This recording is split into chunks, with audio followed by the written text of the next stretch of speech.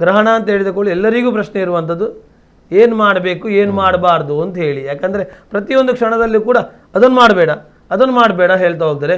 ಆದರೆ ನುರಿತರಾಗಿ ವಿದ್ವಾಂಸರಾಗಿರುವಂಥ ತಾವು ಹೇಳಬೇಕು ಎಲ್ಲರಿಗೆ, ಯಾಕಂದರೆ ಗೊಂದಲಗಳ ನಿವಾರಣೆ ಆಗಬೇಕು. ಹಾಗಾಗಿ ಏನು ಮಾಡಬೇಕು ಏನು ಮಾಡಬಾರ್ದು ಎಲ್ಲರಲ್ಲಿಯೂ ಕೂಡ ಒಂದು ಮೂಡತಕ್ಕಂತಹ ಪ್ರಶ್ನೆ ಇದು. ಸತ್ಯ. ಇದಕ್ಕೆ ಶಾಸ್ತ್ರ ಏನು ಹೇಳ್ತದೆ ಕೇಳಿದರೆ, ಒಂದನೇದಾಗಿ ನಿದ್ರೆ ಮಾಡಬಾರ್ದು ಗ್ರಹಣ ಕಾಲದಲ್ಲಿ. ಅದು ಮಧ್ಯರಾತ್ರಿಗೆ ಆಗಲಿ ಮಧ್ಯಾಹ್ನವೇ ಆಗಲಿ ಆ ಕಾಲದಲ್ಲಿ ನಿದ್ರೆ ಮಾಡಬಾರ್ದು. ನಿದ್ರೆ ಮಾಡಿದರೆ ಏನಾಗ್ತದೆ, ನಿದ್ರೆ ಮಾಡಬಾರ್ದು. ಆಮೇಲೆ ಮೂತ್ರ ಪುರೀಷವನ್ನು ಮಾಡಬಾರ್ದು, ಮೂತ್ರ ವಿಸರ್ಜನೆ. ಹೌದು, ಅಲ್ಲ ಮೂತ್ರ ಬಂದರೆ ಏನು ಮಾಡೋದು, ದೊಡ್ಡ ಸಮಸ್ಯೆ ಅಲ್ಲ ಆ ಕಾಲದಲ್ಲಿ.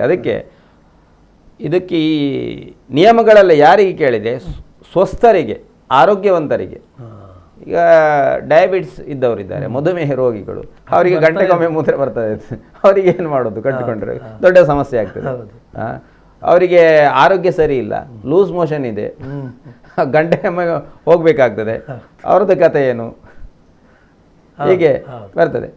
ಅಂದರೆ ಅದರಲ್ಲಿ ವಿಧಿಸುವಾಗಲೇ ಹೇಳಿದ್ದಾರೆ ಇದು ಸ್ವಸ್ಥರಿಗೆ ಮಾತ್ರ. ಆವಾಗ ಅದಕ್ಕೆ ಅವರು ಜಾಗ್ರತೆ ಮಾಡ್ಕೊಳ್ಬೇಕು. ಈಗ ನೀರು ಕುಡಿಯೋದನ್ನು ಸ್ವಲ್ಪ ಬಿಟ್ಟು, ಅದು ಆ ಕಾಲದ ಗ್ರಹಣ ಯಾವಾಗ ಆಗ್ತದೆ ಆವಾಗ ಒಮ್ಮೆ ಮೂತ್ರ ಪರೀಕ್ಷಾದಿಗಳನ್ನು ಮಾಡಿಕೊಂಡು ನಂತರದಲ್ಲಿ ಇದ್ದರೆ ಸಾಧಾರಣವಾಗಿ ಆರೋಗ್ಯ ಒಂದು ಮನುಷ್ಯನಿಗೆ ಸರಿಯಾಗಿದ್ದ ಎಲ್ಲ ರೀತಿಯಲ್ಲಿಯೂ ಆರೋಗ್ಯ ಸರಿಯಾಗಿದೆ, ಮಧುಮೇಹಾದಿ ಯಾವುದೇ ಸಮಸ್ಯೆಗಳು ಇಲ್ಲ ಆದರೆ ಅವನಿಗೆ ಒಂದು 4 ಗಂಟೆ 3 ರಿಂದ 4 ಗಂಟೆ ಅವನಿಗೆ ಮೂತ್ರ ಮಾಡದೆ ಇದು ಇರುವುದಿಲ್ಲ. ತಡಿಲಿಕ್ಕೆ ತಡೆಯೋದಲ್ಲ, ಅವ್ರಿಗೆ ಆ ಥರ ಅದು ಅಷ್ಟು ಗ್ಯಾಪ್ ಇರ್ತದೆ, ಸಮಸ್ಯೆಗಳು ಬರುವುದಿಲ್ಲ. ಅಂದರೆ ಈಗ ಮೂತ್ರ ಮಾಡಿ ಇನ್ನೊಂದು 4 ಗಂಟೆ ಮತ್ತೆ ಸಮಸ್ಯೆಗಳು ಬರುವುದಿಲ್ಲ. ಹಾಗೆ ಒಂದು ಆರೋಗ್ಯವಂತ ಮನುಷ್ಯನಿಗೆ ಇರುವಂಥದ್ದು. ಆದ್ದರಿಂದಾಗಿ ಅದಕ್ಕೆ ನಾವು ಜಾಗ್ರತೆಯನ್ನು ಮಾಡಿಕೊಳ್ಬೇಕು. ಇದು ಸ್ವಸ್ಥರಿಗೆ ಹೇಳಿರತಕ್ಕಂತಹ ನಿಯಮ. ಅಂದರೆ ಬಾಲಕರಿಗೆ ಅದರದ್ದೊಂದು ಪರಿಗಣನೆ ಇರುವುದಿಲ್ಲ ಅವರಿಗೆ. ಆದ್ದರಿಂದ ಬಾಲರು, ವೃದ್ಧರು ಮತ್ತು ರೋಗಿಗಳು ಇವರನ್ನು ಬಿಟ್ಟು ಉಳಿದವರಿಗೆ ಈ ನಿಯಮಗಳು ಏನಾಗ್ತದೆ ಅಂತ ಅಲ್ವಾ. ನಿದ್ರೆ ಮಾಡಬಾರ್ದು. ನಿದ್ರೆ ಮಾಡಿದರೆ ಏನಾಗ್ತದೆ, ಗ್ರಹಣ ಕಾಲದಲ್ಲಿ ನಿದ್ರೆ ಮಾಡಿದರೆ ಏನಾಗ್ತದೆ, ಯಾಕೆ? ಈಗ ನಿದ್ರೆ ಮಾಡಬಾರ್ದು ಅಂತ ಹೇಳಿದರೆ ಅದಕ್ಕೊಂದು ಕಾರಣ ಬೇಕಲ್ಲ. ಮಾಡಿದರೆ ಏನಾಗ್ತದೆ, ನಿದ್ರೆಯ ಜಾಯತೆ ರೋಗೋ.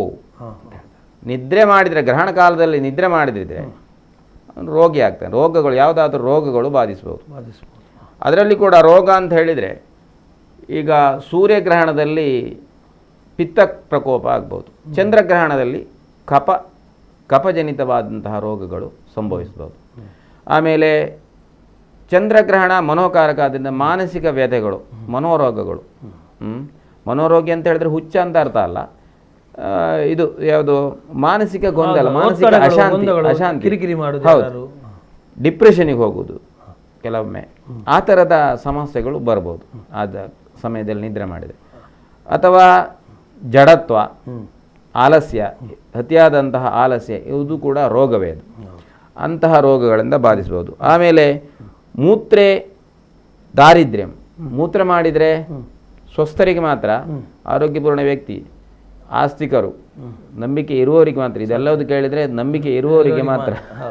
ಅಂದರೆ ನಂಬಿಕೆ ಇಲ್ಲದೇ ಇರುವವ್ರು ಕೇಳಿದರೆ ಅವರಿಗೂ ಬಾಧಿಸ್ಬೋದು. ಅವರು ಅದಕ್ಕೆ ಬೇರೆ ಇದನ್ನೇ ಒಂದು ಪರಿಕಲ್ಪನೆ ಮಾಡ್ತಾರೆ. ಹೌದು, ಅದು ಅವರಿಗೆ ಏನು ಕೇಳ್ತದೆ, ದಾರಿದ್ರ್ಯ ಬರ್ತದೆ. ನಮ್ಮ ಗ್ರಹಣ ಕಾಲದಲ್ಲಿ ಮೂತ್ರ ಮಾಡಿದರೆ ದಾರಿದ್ರ್ಯ ಮಾಪ್ನುಯಾತ್. ಪುರುಷೇ ಕ್ರಿಮಿಯೋನಿ. ಪುರುಷ ಅಂದರೆ ಮಲವಿಸರ್ಜನೆಯನ್ನು ಮಾಡಿದರೆ ಮುಂದಿನ ಜನ್ಮದಲ್ಲಿ ಅವನು ಕ್ರಿಮಿಯಾಗಿ ಹುಟ್ಟುತ್ತಾನೆ. ಮುಂದಿನ ಜನ್ಮದಲ್ಲಿ, ಈ ಜನ್ಮದಲ್ಲಿ ಅವನಿಗೇನು ಬಾಧಕವನ್ನು ಹೇಳಲಿಲ್ಲ, ಮುಂದಿನ ಜನ್ಮದಲ್ಲಿ ಕ್ರಿಮಿಯೋನಿಯಾಗಿ ಹುಟ್ಟಬಹುದು. ಅಥವಾ ಇನ್ನೊಂದು ಯೋನಿ ಅಂತ ಹೇಳಿದರೆ ಕಾರಣ ಅಂತ. ದೇಹದಲ್ಲಿ ಈ ಕೆಲವು ಕಶ್ಮಲ್ಗಳಿಗೆ, ಯಾವುದು ರೋಗಾಣುಗಳಿಗೆ ಅದು ಕಾರಣ ಆಗ್ಬೋದು. ಕ್ರಿಮಿ ಅಂತ ಹೇಳಿದರೆ, ಹೌದು, ಆ ಕ್ರಿಮಿ ಉತ್ಪತ್ತಿಗೆ, ದೇಹದಲ್ಲಿ ಕ್ರಿಮಿ ಉತ್ಪತ್ತಿಗೆ ಅದು ಕಾರಣ ಆಗ್ಬೋದು. ಅಂದರೆ ರೋಗಕ್ಕೆ ಮೂಲ ಕಾರಣ ಅದು. ಅದರಿಂದಾಗಿ ಈ ರೀತಿಯಲ್ಲಿ ಕೂಡ ಹೇಳ್ಬೋದು. ಅಂದರೆ ಮುಂದಿನ ಜನ್ಮದಲ್ಲಿಯೇ ಅಂತಲ್ಲ, ಆ ಕ್ರಿಮಿಯೋನಿ ಅಂತ ಹೇಳಿದರೆ ಆ ಯೋನಿ ಶಬ್ದಕ್ಕೆ ಅರ್ಥ ಕಾರಣ ಅಂತ. ಈ ಕ್ರಿಮಿಗಳಿಗೆ ಕಾರಣ, ಕ್ರಿಮಿಯ ಉತ್ಪತ್ತಿಗೆ ಕಾರಣ ಆಗ್ಬೋದು. ಅಂದರೆ ದೇಹದಲ್ಲಿ ರೋಗಾಣುಗಳ ಉತ್ಪತ್ತಿ ಆಗ್ಬೋದು, ಅಥವಾ ನಮ್ಮ ಪರಿಸರದಲ್ಲಿಯೇ ಈ ಕ್ರಿಮಿಗಳ ಉತ್ಪತ್ತಿ ಜಾಸ್ತಿ ಆಗ್ಬೋದು. ಕ್ರಿಮಿಯೋನಿ ಮೈಥುನೇ ಗ್ರಾಮಸೂಕರ. ಮೈಥುನ ಮಾಡಿದರೆ ಏನಾಗ್ತದೆ ಆ ಕಾಲದಲ್ಲಿ?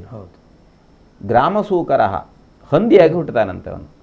ಗ್ರಾಮಸೂಕರ ಅಂತ ಹೇಳಿದರೆ ಕಾಡು ಹಂದಿ ಅಲ್ಲ, ಈ ಕೊಚ್ಚೆ ತಿನ್ನುವಂಥದ್ದು ಹಂದಿ ಉಂಟಲ್ಲ, ಗ್ರಾಮಸೂಕರ ಅಂತ ಹೇಳಿದರೆ ಅದು. ಇದರಲ್ಲಿ ಪೇಟೆಗಳಲ್ಲೆಲ್ಲ ತಿರುಗಾಡ್ತದಲ್ಲ, ಆ ಥರದ ಆ ಗ್ರಾಮಸೂಕರ ಹಾಗೆ ಮುಂದಿನ ಜನ್ಮದಲ್ಲಿ ಹಾಗೆ ಹುಟ್ಟುತ್ತಾನೆ. ಇಲ್ಲಿ ಮೈಥುನ ಅಂತ ಹೇಳಿದ್ರೆ ಏನು?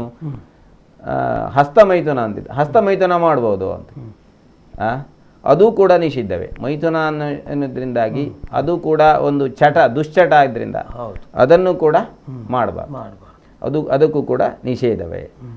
ಇನ್ನೊಂದು ಗ್ರಾಮಸೂಕರ ಆಯಿತು. ಇದರಲ್ಲಿ ಒಂದು ವೇಳೆ ಈ ಕಾಲದಲ್ಲಿ ಮೈಥುನವನ್ನು ಮಾಡಿದರೆ ಅದು ಗರ್ಭೋತ್ಪತ್ತಿಗೆ ಕಾರಣವಾಯಿತು ಅಂತಾದರೆ ಹುಟ್ಟುವಂಥ ಮಗುವಿನ ಮೇಲೆ ವಿಪರೀತ ಪರಿಣಾಮ ಬೀಳ್ತದೆ. ಅವನು ದುಷ್ಟಗ್ರಹ ಪೀಡಿತನಾಗ್ಬೋದು, ಅಥವಾ ಆ ಮಗು ಯಾವುದಾದ್ರೂ ಅಂಗಊನತೆಯಿಂದ ಇರ್ಬೋದು. ಚಂದ್ರಗ್ರಹಣ ಕಾಲದಲ್ಲಿ ಸಂಭವಿಸಿದಾಗಿ ಮನೋವ್ಯಾಧಿಯಿಂದ, ಈ ಸಿಂಡ್ರೋಮನ್ಸ್ ಅಂತ ಹೇಳ್ತಾರಲ್ಲ, ಒಂದು ಮಾನಸಿಕ ಸ್ಥಿತಿಯೇ ಸರಿ ಇಲ್ಲದೆ ಇರುವಂಥದ್ದು, ಅಂತಹ ಶಿಶುವಾಗಿ ಹುಟ್ಟಬಹುದು. ಈಗ ಕೆಲವುದು ನಮಗೆ ನಾವು ಕಾಣ್ತೇವೆ, ಈಗ ಕೆಲವು ಹುಟ್ಟುವಾಗಲೇ ಏನೋ ಒಂಥರ ಮಾನಸಿಕ ಇದರಿಂದ, ಮಾನಸಿಕ ಪೀಡೆಯಿಂದ ಮನೋರೋಗಿಯಾಗಿ ಹುಟ್ಟುತ್ತಾರೆ. ಅವರ ಆ್ಯಕ್ಟಿವಿಟೀಸ್ ಸರಿಯಾಗಿರುವುದಿಲ್ಲ, ಚಟುವಟಿಕೆಗಳಲ್ಲಿ ಇರುವುದಿಲ್ಲ. ಅದಕ್ಕೆ ಇದು ಒಂದು ಕಾರಣ ಆಗಿರ್ತದೆ ಗ್ರಹಣ ಕಾಲದಲ್ಲಿ. ನಮಗೆ ಈಗ ನಮಗೆ ಗೋಚರಕ್ಕೆ ಬಂದಿರುವಂತಹದ್ದು, ಸಂಧ್ಯಾ ಕಾಲದಲ್ಲಿ ಆಗುವಂಥದ್ದು. ಈ ಸಮಯದಲ್ಲಿ ಸಾಧಾರಣವಾಗಿ ಆ ಥರದ್ದು ಯಾವುದು ಚಟುವಟಿಕೆಗಳು ಸಾಧಾರಣ ಬುದ್ಧಿ ಇರುವವರು ಯಾರು ಮಾಡೋದಿಲ್ಲ. ಆಮೇಲೆ ಇನ್ನು ಈ ರಾತ್ರಿ ಕಾಲದಲ್ಲಿ ಚಂದ್ರಗ್ರಹಣ ಆಗುವಾಗ ಹೇಳಲಿಕ್ಕೆ ಆಗೋದಿಲ್ಲ. ಕೆಲವೊಮ್ಮೆ ಅದರ ಪರಿಜ್ಞಾನ ಇಲ್ಲದೆ ಇದು ಇಲ್ಲಿ ಪರಿಣಾಮ ಬೀಳ್ತದೆ, ಅದು ಯಾವುದು ಮಗು ಹುಟ್ಟುವಾಗ. ಆಮೇಲೆ ಅಭ್ಯಂಗೇಚ ಭವೇತ್ ಕುಷ್ಟಿ. ಅಭ್ಯಂಗ ಎಣ್ಣೆ ಹಚ್ಚಿಕೊಳ್ಳುವಂಥದ್ದು, ಮಸಾಜ್ ಮಾಡುವಂಥದ್ದು, ಆಯಿಲ್ ಮಸಾಜ್. ಹಾಗೆ ಮಾಡಿದರೆ ಅವನು ಕುಷ್ಠರೋಗಿ ಆಗ್ತಾನೆ. ಈ ಜನ್ಮದಲ್ಲಿ ಆಗ್ಬೋದು, ಮುಂದಿನ ಜನ್ಮದಲ್ಲಿ ಆಗ್ಬೋದು. ಕುಷ್ಠರೋಗಿ ಆಗ್ತಾನೆ. ಚತುರ್ದಶ ಕುಷ್ಠಾನ್ ಅಂತ 14 ಜಾತಿಯ ಕುಷ್ಠಗಳನ್ನು ಹೇಳ್ತಾರೆ. ಅದರಲ್ಲಿ ಯಾವುದೂ ಆಗ್ಬೋದು, ಕುಷ್ಠರೋಗ ಆಗ್ಬೋದು. ಆಮೇಲೆ ಭೋಜನೆ ಸ್ಯಾತ್ ಅಧೋಗತಿ. ಭೋಜನ ಮಾಡಿದರೆ ಏನು? ಅಧೋಗತಿ. ಇಲ್ಲಿ ಗ್ರಹಣ, ಹೌದು, ಅಧೋಗತಿ ಆಗ್ತದೆ ಅಂತ.